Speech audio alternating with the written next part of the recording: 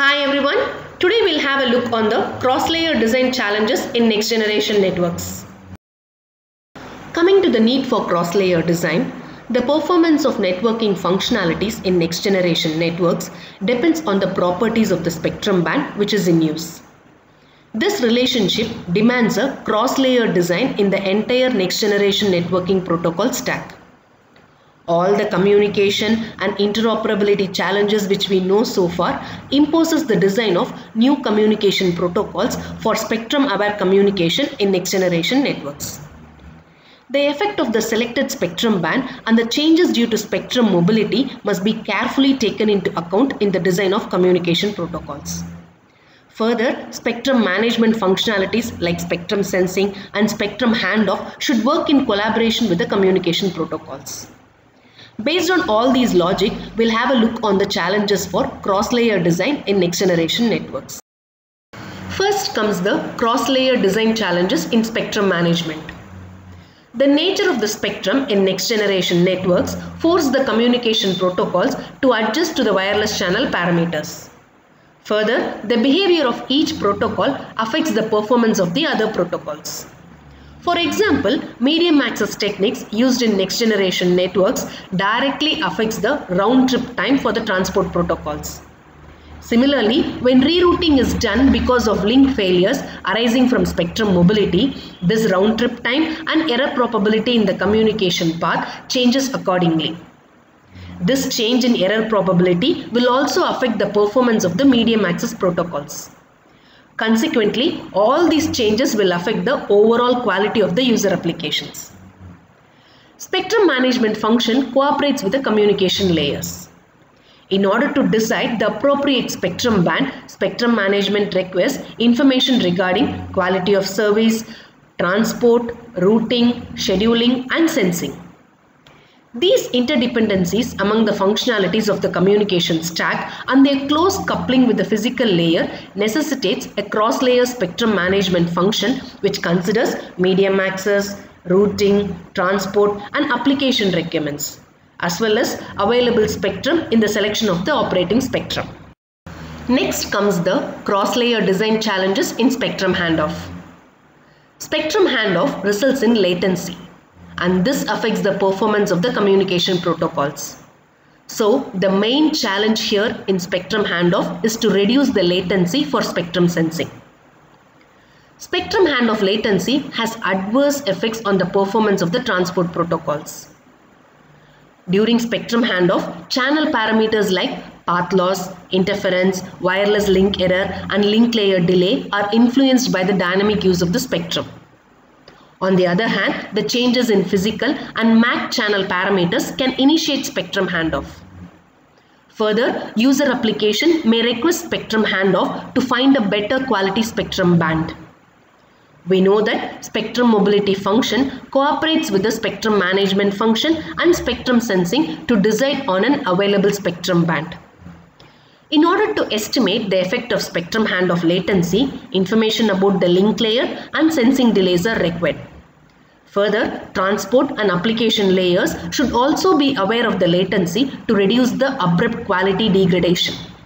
In addition to this, routing information is also important for the route recovery using spectrum handoff. For all these reasons, it is found that spectrum handoff is closely related to the operations in all the communication layers. The performance of spectrum sharing directly depends on the spectrum sensing capabilities of the next generation users. Spectrum sensing is primarily a physical layer function. But in case of cooperative detection, next generation users need to use an ad hoc connection for exchanging sensing information, which needs a cross-layer design between spectrum sharing and spectrum sensing. So, it is very clear that the performance of communication protocols depends on the spectrum sensing, that is, getting information about the spectrum utilization. Here, there are two main challenges. The first challenge is the interference mitigation. While interference occurs at a receiver, spectrum scanning alone gives information about the transmitters. Hence, cooperative techniques that needs transmitters to consider both their interference to the other users and the interference at their receivers are required. In this case, cooperative techniques are found to be superior in terms of system performance. On the other hand, such collaboration increases the communication overhead, and this may lead to overall system performance degradation when channel capacity or energy consumption is considered. So, effective spectrum sharing techniques that enable efficient collaboration between different next generation nodes in terms of spectrum sensing information sharing is required. The second challenge is about spectrum sensing, where the whole spectrum cannot be sensed all the time. Particularly due to huge range of spectrum forecast for next generation networks, only a significant amount of time is required to sense the whole spectrum. This process has to be carefully scheduled because sensing consumes more energy. As a result of this, it may not be practical to assume that a single node has an accurate knowledge about the spectrum all the time. Moreover, current radio technologies prevents continuous spectrum sensing if only a single radio is deployed on a device. During communication, spectrum sensing has to be stopped in order to switch to the required channel and perform communication again. Hence, this operation requires cross-layer interaction between the physical layer and the upper layers. Practically speaking, here communication needs to be coordinated with spectrum sensing events.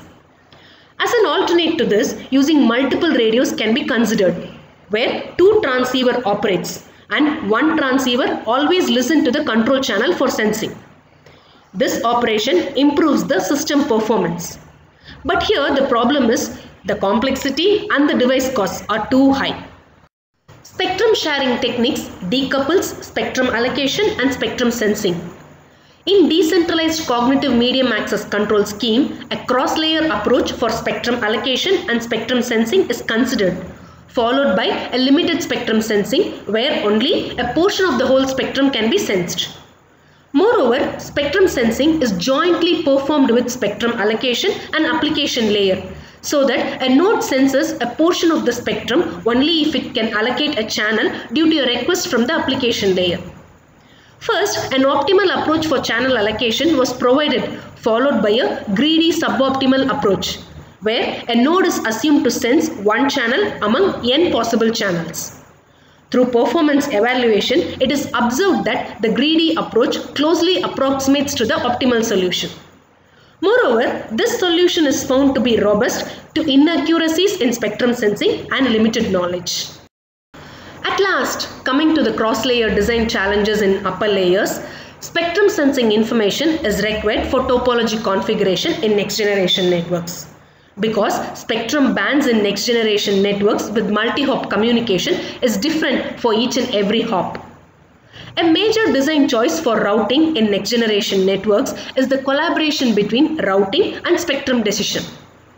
If the optimal route from one XG user to another user results in interference to the primary users, then end-to-end latency or packet losses can be affected along the route because of this interaction. To alleviate this degradation, multiple spectrum interfaces at intermediate nodes may be selected. Therefore, end-to-end route may consist of multiple hops traversing different spectrum bands. Finally, rerouting needs to be performed in a cross-layer fashion. That is, if a link failure occurs due to spectrum mobility, then routing algorithm needs to differentiate this failure from the node failure. Further, intermediate next-generation users can perform rerouting by exploiting the spectrum information available from the spectrum sensing functionality, selecting better route method.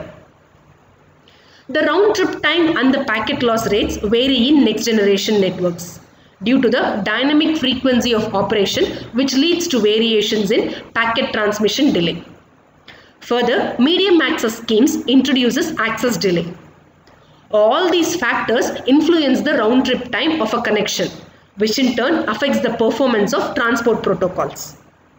Moreover, latency associated with the spectrum handoff increases the instantaneous round-trip time of the packet transmission. Consequently, transport protocols for next-generation networks should be designed in spectrum-aware approach that introduces cooperative operation with the other communication layers. The next generation networks are developed to solve the current wireless network problems that results from limited available spectrum and the inefficiency in the spectrum usage by exploiting the existing wireless spectrum in an opportunistic manner. Further, next generation networks equipped with intrinsic capabilities of cognitive radio provides an ultimate spectrum aware communication paradigm in wireless communication. So far, we have seen the research challenges in next generation networks. Further, cross-layer design requirement necessitates a rethinking of the existing solutions developed for wireless networks. In recent times, many researchers are engaged in developing communication technologies and protocols that is required for next generation networks, which ensures efficient spectrum aware communication.